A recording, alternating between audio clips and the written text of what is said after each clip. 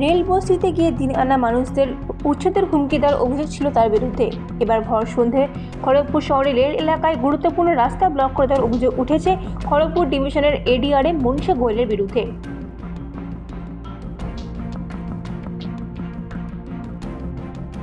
এই ঘটনার পর শনিবার রাত 9টা নাগাদ খড়গপুর টাউন থানায় গিয়ে অভিযুক্ত এডিআরএম মনীষা গোয়েলের বিরুদ্ধে লিখিত অভিযোগ দায়ের করেন স্থানীয় কাউন্সিলর।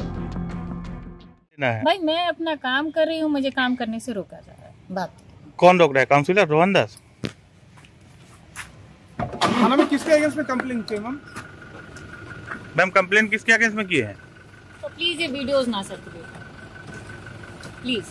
আজকে দেখছি সন্ধ্যার সময় হঠাৎ করে আমি খবর পেলাম কি রেলের হসপিটাল দিকে একটু আগে যে যাচ্ছে আমাদের স্টেট হসপিটাল দিকে, ওখানে রেলের যে এডিআরএম ম্যাডাম আছে মনীষা গোয়েল ওনার নাম, উনি দেখছে রাস্তাকে একটা ব্লক করে দিয়েছে এক রাস্তা।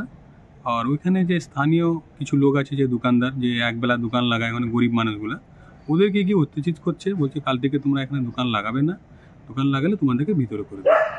তা আমি যেখানে গেছি হঠাৎ করে ও আমাকে দেখেই আমার উপর আঘাত করতে আসছে।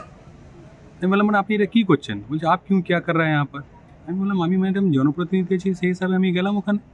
আমার সঙ্গে তর্কাতর্কি আবার ধাক্কাধুক্কি হলো। তারপরে আপনাকে কি ধাক্কাধাক্কি দিয়েছে? হ্যাঁ, ধাক্কা দিতে এসেছিল হঠাৎ করে, তো আমি সাইড হয়ে গেছি। আপনাকে মারধর করছে?